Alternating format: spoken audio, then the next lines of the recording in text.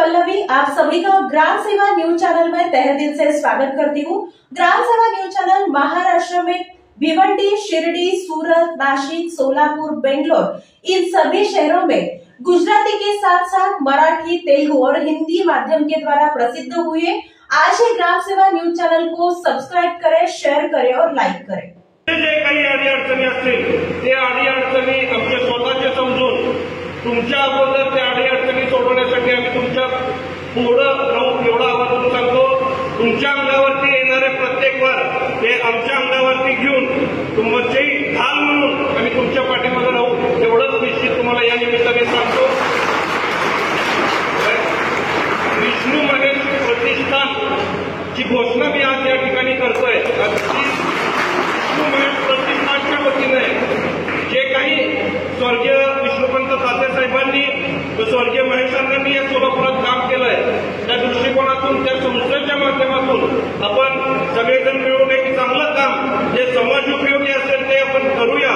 अनेकांनी मला बोलत असताना सांगितलं, अर्थात आमचे महेश भाऊ काडेकरांनी सुद्धा त्यांचं मनोगत व्यक्त करत असताना त्यांनी सांगितलं की तुम्ही एक प्रतिष्ठान काढा, त्या प्रतिष्ठानला जे काही मदत आपल्याला करता येईल त्या मदत आपण करूया असं महेश भाऊंनी सांगितलं।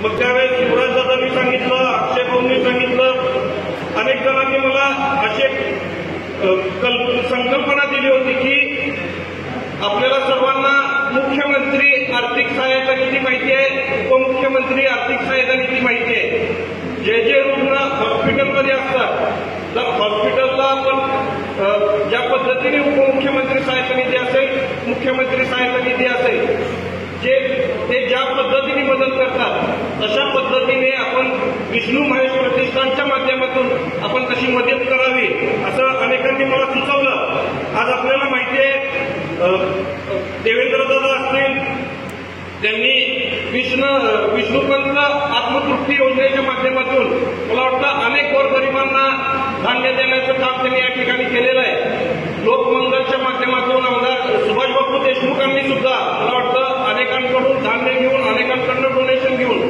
त्यांनी ती मदत करण्याचं काम केलेलं आहे। पण माझी संकल्पना अशी आहे, जर आपण प्रत्येकाने दिवसाला 10 रुपये खर्च केलो म्हणजे महिन्याला आपल्या एका व्यक्तीचे 300 रुपये होतात। जर असे आपले प्रतिष्ठानचे 1000 सभासद झाले तर 1000 सभासदाचे 300 रुपयांनी 3 लाख रुपये होतात।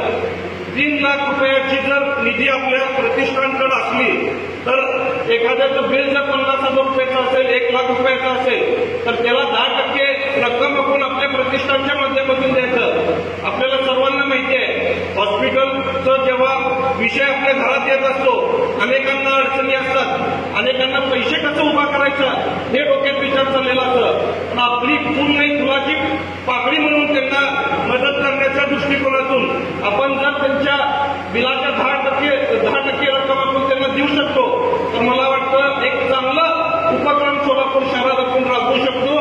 आणि हे सगळं करत असताना मला निश्चित तुमच्या सर्वांची मदत हवी आहे। मी माझ्या पद्धतीने जास्तीत जास्त त्या प्रतिष्ठानला माझ्याकडनं जी कमाई होईल, माझ्या महिन्याची जी कमाई आहे त्या प्रतिष्ठानला देईल। पण प्रत्येकाकडनं फक्त दिवसाला 10 रुपये म्हणजे महिन्याला 300 रुपये एवढीच मदत जर आपण करू शकलो तर निश्चित एक गरीब कुटुंबाला त्याच्या हॉस्पिटलच्या वेळेस चांगली मदत होऊ शकेल एवढाच